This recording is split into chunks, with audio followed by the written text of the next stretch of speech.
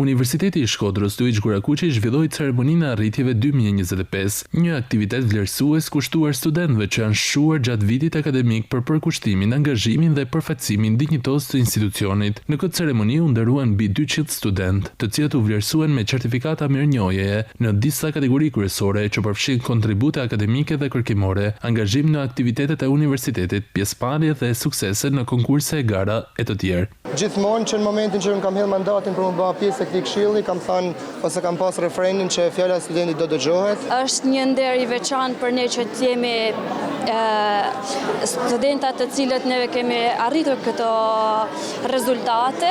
Fjalën përshëndetse për të pranishmit e mbajti rektori i Universitetit të Shkodrës, Tonin Xhuraj, i cili vlerësoi angazhimin e studentëve. Arritjet janë të përbashkëta dhe ndërveprimi pedagog-student apo student-pedagog është garanci për sukses.